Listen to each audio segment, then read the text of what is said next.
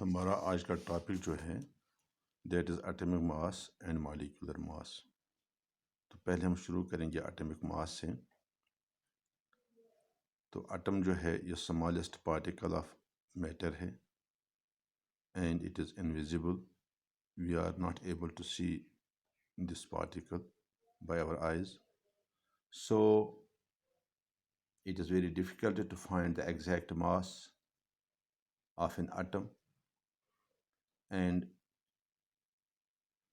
we don't have such instruments or techniques available by which we would have been able to find the exact atomic mass of the elements. So in past we were not able to do so. However, now in modern days we have such techniques by which we can find the exact masses of atoms. But the problem is that the values which we obtain, those are some complicated values, fractional values, and for every atom to remember the exact mass is very difficult. So what we do, we take the relative mass of atoms. तो ये जो relative mass of atoms है ये हम कैसे understand करेंगे, let me tell you. मिसाल तौर पर हमारे पास अवेलेबल हैं फॉर एग्जांपल 2 बॉल्स, एक ये बॉल है एक ये बॉल है, या दो से ज़्यादा भी अगर हम लेंगे, सपोज एक और बॉल ये है। तो अगर हम इन बॉल्स का मास मालूम करना चाहेंगे और हमारे पास कोई ऐसा अपैरेट्स अवेलेबल नहीं है, कोई मेजरिंग इंस्ट्रूमेंट हमारे पास नहीं है जिससे हम इन बॉल्स का मास मालूम कर सकें, तो हम क्या करते हैं, हम देखते हैं कि इन बॉल्स में से हम एक बॉल को फिक्स करते हैं एज ए स्टैंडर्ड। मान लो ये दूसरी बॉल जो है ये हम एज स्टैंडर्ड फिक्स करेंगे, और इसमें हम सपोज करते हैं कि मान लो कि ये बॉल जो है इसका मास हम कुछ लेते हैं, फॉर एग्जांपल 10 ग्राम हम इसका मास लेंगे।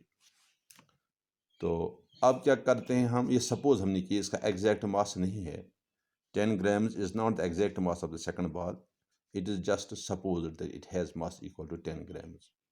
फिर हम क्या करते हैं, ये जो दो और बॉल्स हैं जिनका मास हमें मालूम करना है, तो इन बॉल्स का मास मालूम करने के लिए हम इनका मास कंपेयर करते हैं इस बॉल के साथ, सेकंड बॉल के साथ। मान लो कि ये जो बॉल है, बड़ी बॉल जो है, ये इस वाली बॉल से जिसका वज़न हमने 10 ग्राम रखा है इससे दुगनी बड़ी है। सपोज इसका मास जो है it is 2 times to that of the first ball, 2 times. तो जाहिर सी बात है अगर हमने पहली बॉल का मास 10 ग्राम रखा है तो इसका मतलब ये हुआ कि जो ये दूसरी बॉल है इसका मास अब 20 ग्राम होगा। इसी तरह से ये जो पहली बॉल है, मान लो इसका वज़न जो है that is half of the first ball. तो इसका मतलब हो गया अगर ये बॉल है जिसका मास हमने 10 ग्राम रखा है, इसके साथ हम इस पहली वाली बॉल का, इस छोटी बॉल का मास कंपेयर करते हैं, तो हम कहते हैं कि पहली बॉल जो है it is half of the mass of the second ball. इसका मतलब हुआ इसका मास जो होगा दैट विल बी 5 ग्राम्स। तो ये जो हमने बता दिया 5 ग्राम्स मास, 20 ग्राम्स मास, ये इन बॉल्स का एग्जैक्ट मास नहीं है, ये मास हमने रिलेट किया है, इसको हमने कंपेयर किया है with this ball which is in the middle. तो इस तरह से पहली और थर्ड बॉल का जो मास है इसको हम रिलेटिव मास कहेंगे, क्योंकि हमने इसको रिलेट किया है with the mass of the second ball. तो इसी तरह से एटम्स जो हैं, क्योंकि एटम्स में भी हम एग्जैक्ट मास मालूम नहीं कर पाते हैं, इसलिए हम किसी एक एटम को लेते हैं, उस एटम का मास हम फिक्स करते हैं, आर्बिट्रली फिक्स करते हैं। फिर दूसरे एटम्स जो हैं उनका मास उस एटम के साथ कंपेयर करते हैं। तो साइंटिस्ट ने क्या किया, केमिस्ट ने, पहले उन्होंने हाइड्रोजन एटम को फिक्स किया एज ए स्टैंडर्ड। तो हाइड्रोजन का मास लिया गया 1 ग्राम, या 1 ग्राम नहीं बल्कि 1 हाइड्रोजन का मास फिक्स किया गया। फिर दूसरे एटम्स का मास हाइड्रोजन के साथ कंपेयर किया गया, तो उसमें यह देखा गया कि जो दूसरे एटम्स हैं जब हम उनका मास हाइड्रोजन के साथ कंपेयर करते हैं तो अक्सर बेशतर हमें वहाँ पर फ्रैक्शनल वैल्यूज़ हासिल होते थे। फ्रैक्शन, उन दूसरे एटम्स का मास जो था वो हमें इन फ्रैक्शंस हासिल होता था, फ्रैक्शनल वैल्यूज़ का हासिल होता था। तो फिर हाइड्रोजन को चेंज किया गया एज ए स्टैंडर्ड। हाइड्रोजन के बाद ऑक्सीजन को इस्तेमाल किया गया एज ए स्टैंडर्ड। ऑक्सीजन का मास 16 रखा गया, फिर दूसरे एटम्स का मास ऑक्सीजन के साथ कंपेयर किया गया। इसमें भी यही प्रॉब्लम फेस हमने की कि जो दूसरे एटम्स का रिलेटिव मास जो था वो फ्रैक्शनल वैल्यू में आ गया। तो आखिर पर साइंटिस्ट ने कार्बन को फिक्स किया एज ए स्टैंडर्ड, कार्बन 12 को, क्योंकि आप जानते हैं कार्बन के 3 आइसोटोप हैं, कार्बन 612, कार्बन 613, कार्बन 614।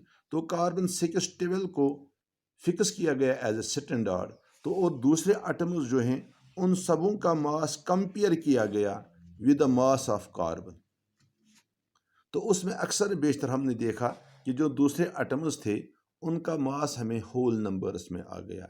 जैसे उसमें हाइड्रोजन का मास 1 के बराबर, हीलियम का मास 4 के बराबर, नाइट्रोजन का मास 14 के बराबर। तो अक्सर जगहों पे देखा गया कि जो मास हमें हासिल हुआ that was a whole number value. तो इस तरह से ये कार्बन फिक्स किया गया, कार्बन का मास 12 लिया गया और कार्बन के मास के साथ हमने दूसरे एटम्स का मास कंपेयर किया। तो इस तरह से जो दूसरे एटम्स का मास आ गया इसको हम रिलेटिव मास कहते हैं, इसको हम कहते हैं रिलेटिव मास। तो इस तरह से एटॉमिक मास जो है इसको डिफाइन किया गया as a relative mass of an atom, relative mass of an atom as compared with carbon 12, carbon 12 taken as 12 U जो है ये इसका यूनिट है। पहले हम एटॉमिक मास को AMUs एटॉमिक मास यूनिट्स में मेजर करते थे, अब हम इसको एटॉमिक मास यूनिट के बजाय यू में चूँकि कार्बन जो है इसको हम यूनिवर्सल स्केल कहते हैं तो इसलिए हम इसको यूनिफाइड स्केल कहते हैं। तो इसीलिए हम अब जो यूनिट कार्बन का है इस एटॉमिक मास का है वो हम यू लेते हैं, 12 यूनिफाइड यूनिट्स। तो कार्बन का मास जो है दैट इज टेकन एज 12 तो दूसरे एटम्स का मास इसी कार्बन के मास के साथ हम कंपेयर करते हैं। तो इस तरह से जो दूसरे एटम्स हैं उनका मास जो बनता है वो रिलेटिव मास बनता है। तो इस तरह से एटॉमिक मास जो है इसको डिफाइन किया गया एज ए रिलेटिव मास। मगर इसमें एक और चीज़ है कि चूँकि हम जानते हैं कि हर एक एटम में आइसोटोप्स हैं, जैसे हाइड्रोजन के 3 आइसोटोप हैं 1H1, 1H2, 1H3, या कार्बन के जैसे अभी हमने बता दिया कार्बन के 3 आइसोटोप हैं। इसी तरह से क्लोरीन के 2 आइसोटोप हैं, एक है क्लोरीन 35, एक है क्लोरीन 37। तो तकरीबन कोई भी एलिमेंट ऐसा नहीं है जिसके एलिमेंट्स में आइसोटोप्स नहीं हैं। पर अब हम क्या करते हैं, जैसे हाइड्रोजन है, हाइड्रोजन का मास हम अक्सर एक ही we take the mass of hydrogen के 3 आइसोटोप हैं 1H2, 1H1, 1H2 और 1H3, 3 आइसोटोप हैं हाइड्रोजन के। मगर हम इसका हाइड्रोजन का मास जो है वो एक ही लेते हैं, ये 2 और 3 जो हैं इनको हम कंसिडर नहीं करते हैं। इसकी वजह यह है कि हाइड्रोजन का जो आइसोटोप है, ये जो 3 आइसोटोप्स हैं, 3 आइसोटोप्स में से ये 1H1 जो है इसकी एविडेंस बहुत ज़्यादा है, 99.99% यही है। बाकी 2 जो हैं वो नेग्लिजिबल अमाउंट में पाए जाते हैं, इसलिए हम उनका मास कंसिडर नहीं करते हैं। मगर कुछ जगहों पे हमें प्रॉब्लम हो जाती है, जैसे क्लोरीन में, क्लोरीन के 2 आइसोटोप हैं, क्लोरीन 35 एंड क्लोरीन 37। अब ये जो 2 आइसोटोप हैं, इस क्लोरीन 35 जो है it exist about 75% of it is of chlorine is 35 and 25 is 37. That means chlorine 35 and chlorine 37 जो है they exist in the ratio of 3:1। इसका मतलब है यहाँ पर आप क्लोरीन 37 जो है इसको नेगलेक्ट नहीं कर सकते हैं। इसलिए ऐसी जगहों पे, ऐसी सूरत हाल में जहाँ पर आइसोटोप्स की अबेंडेंस इतनी हो कि हम उनको नेगलेक्ट, इनकी क्वांटिटी को हम नेगलेक्ट नहीं कर सकते हैं, वहाँ पर हम मजबूर हैं उन दोनों का मास हमें कंसिडर करना है।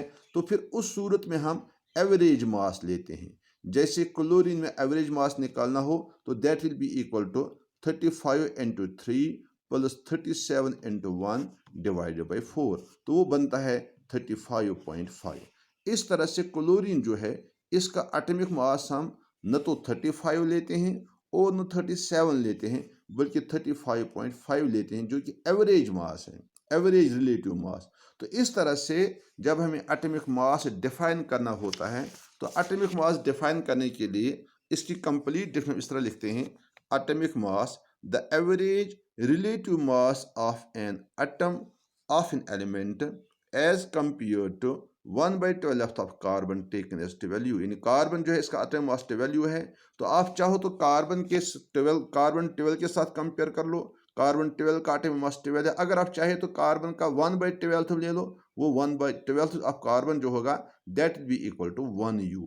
तो इस तरह से हम कार्बन 12 के 1/12 से कंपेयर कर सकते हैं या कार्बन 12 के साथ कंपेयर कर सकते हैं। तो उस एतबार से हम देखते हैं कि एटॉमिक मास ऑफ हाइड्रोजन जो है दैट इज 1U, हीलियम जो है दैट इज 4U, ऑक्सीजन जो है दैट इज 16U, नाइट्रोजन जो है दैट इज 14U, क्लोरीन जो है दैट इज 35.5U। तो इस तरह से जो डेफिनेशन बनती है एटॉमिक मास की, वो ये बनती है: the average relative mass of an atom of an element as compare to 1/12 of carbon 12 taken as 12U। तो इस तरह से एग्जांपल दे दी। इसमें एक और टर्म है gram atomic mass. Gram atomic mass तो अब सिंपल है, जैसे एटॉमिक मास आपने देख लिया क्या है। हाइड्रोजन का एटॉमिक मास जो है, हाइड्रोजन का एटॉमिक मास 1U है, हाइड्रोजन का एटॉमिक मास 1U है। तो अब अगर हम 1U के बजाय इसको ग्राम्स में एक्सप्रेस करेंगे तो 1 ग्राम लिखेंगे। इसी तरह ऑक्सीजन जो है इसका एटॉमिक मास 16U है, अब अगर इसको 16U के बजाय 16 ग्राम्स लिखेंगे तो ये ग्राम एटॉमिक मास बन गया। तो ग्राम एटॉमिक मास जो है it is simply atomic mass expressed in grams. Atomic mass of an element expressed in grams is called gram atomic mass. ये जो ग्राम, जैसे ये हमने बता दिया, ऑक्सीजन का ग्राम एटॉमिक मास है 16 ग्राम्स। ये जो 16 ग्राम्स है इसको हम 1 ग्राम एटम भी कहते हैं, 1 ग्राम एटम भी कहते हैं। इस तरह से अगर ऑक्सीजन के 2 ग्राम एटम्स हमें लेने हों दैट विल बी 32 ग्राम्स। तो समझ गए ना, यानी एक तो हो गया ग्राम एटॉमिक मास, दूसरा हो गया, एक हो गया ग्राम एटॉमिक मास, दूसरा हो गया gram atom. Gram atomic mass simply means atomic mass of an element expressed in grams. अब जिस एलिमेंट का जितना एटॉमिक मास है वही उसका ग्राम एटम है। जैसे कार्बन जो है, कार्बन का एटॉमिक मास 12 है, ग्राम एटॉमिक मास 12 ग्राम्स है, तो ये 12 ग्राम जो है it is 1 gram atom of carbon. अब 24 ग्राम्स जो होंगे that will B 2 gram atom of carbon. ठीक है ना। तो इस तरह से हमने यहाँ पर ग्राम एटॉमिक मास की भी डेफिनेशन लिखी है। The atomic mass of an element expressed in grams is called gram atomic mass. For example, gram atomic mass of hydrogen is 1 gram, helium is 4 gram, oxygen is 16 gram, nitrogen is 40 gram, etc. ठीक है ना। तो इसी तरह से जिस तरह से हमने एटॉमिक मास डिफाइन किया, इसी तरह से हम मॉलिक्यूलर मास भी डिफाइन करते हैं। मॉलिक्यूलर मास, मॉलिक्यूलर मास जो है इसमें हम मॉलिक्यूल का मास जो है वो रिलेट करते हैं, with the mass of carbon 12। यानी एटॉमिक मास जो है वहाँ पर एटम के मास को हम कंपेयर करते हैं विद कार्बन 12। मॉलिक्यूलर मास में भी हम किसी भी मॉलिक्यूल का मास कार्बन 12 के साथ ही कंपेयर करते हैं। इस तरह से मॉलिक्यूलर मास जो बनता है इसकी डेफिनेशन भी एग्जैक्ट इसी तरह से, जिस तरह से एटॉमिक मास की डेफिनेशन है मॉलिक्यूलर मास की डेफिनेशन भी बनती है। आप देख लीजिए, हमने लिखा है the average relative mass of a molecule, the average, फिर से देखिए, the average relative mass of a molecule of a substance as compare to 1/12 of carbon 12 taken as 12 AMU।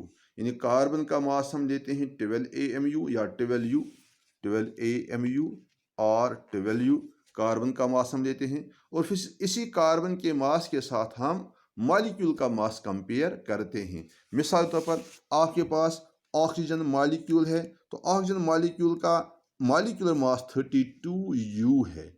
That means अगर हम ऑक्सीजन मॉलिक्यूल को 1/12 of carbon के साथ compare करेंगे तो oxygen molecule will be 32 times heavier than 1/12 of carbon. इस तरह से ऑक्सीजन का मॉलिक्यूलर मास 32 बनता है। इसी तरह से वाटर का मॉलिक्यूलर मास जो है दैट इज 18U।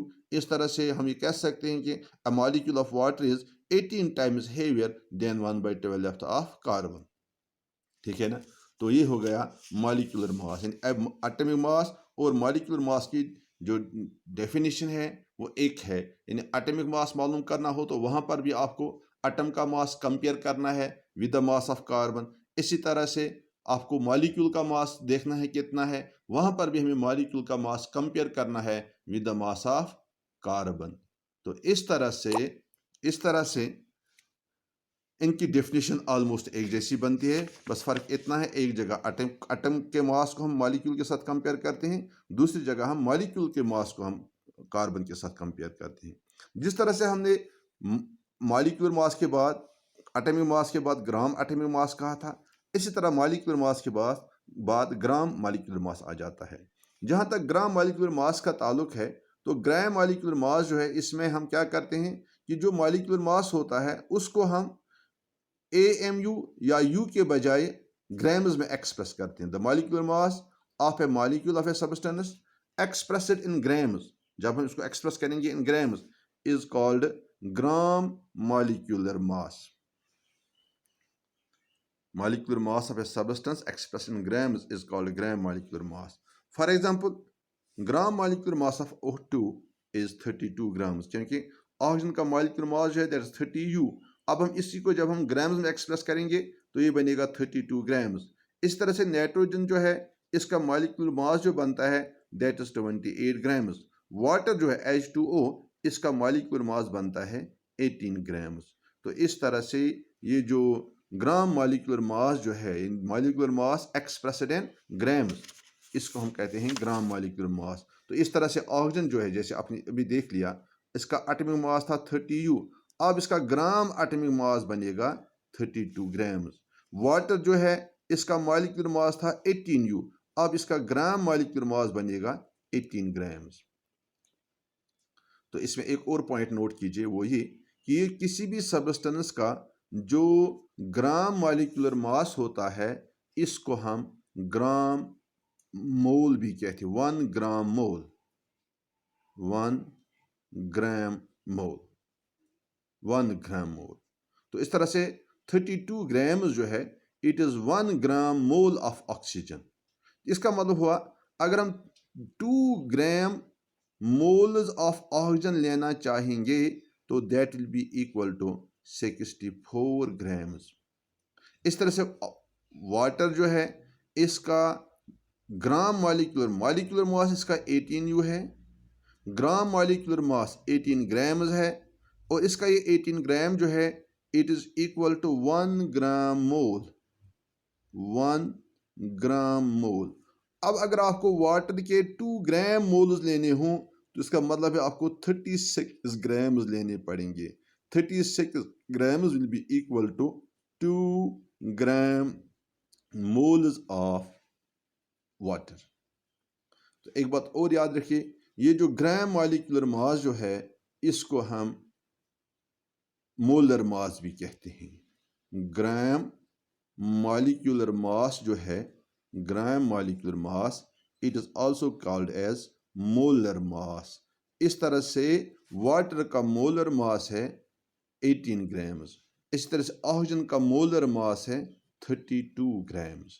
यानी एक्चुअली मोलर मास का मतलब ये हो गया कि अगर हम 1 मोल ऑफ एटम्स लेंगे या 1 मोल ऑफ मॉलिक्यूल्स लेंगे उसका मास कितना होगा।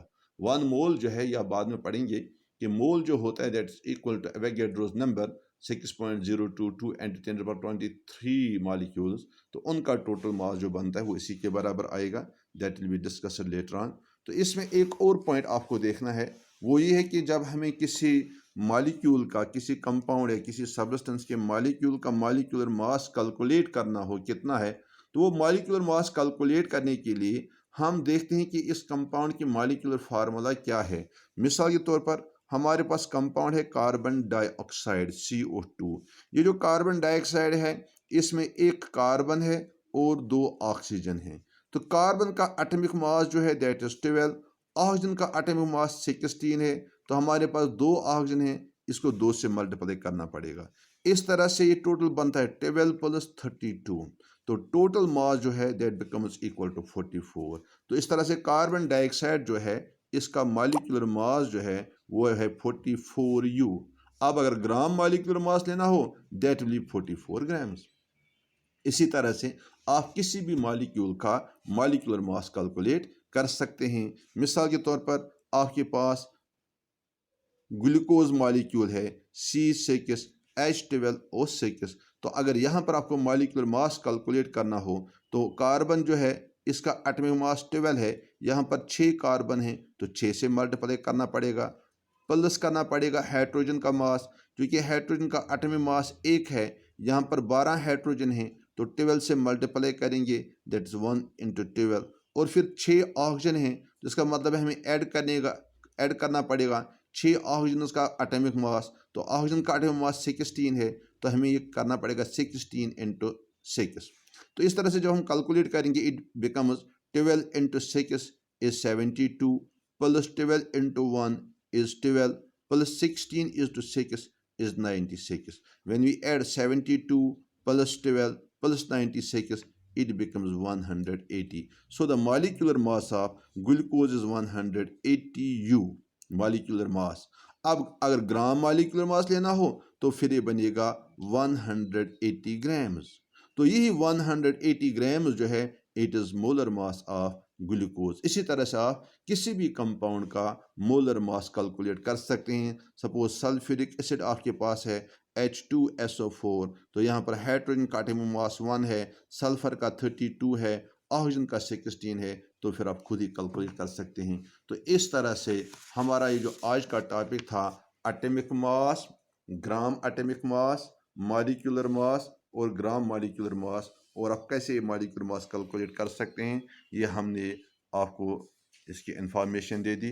तो हम उम्मीद है कि आप ये समझ गए होंगे। तो ये जो इसका जो नोट है ये मैं आपको यहाँ पर इसका पूरा शॉर्ट डालता हूँ, तो आप चाहो तो इसमें से इसको नोट भी कर सकते हो।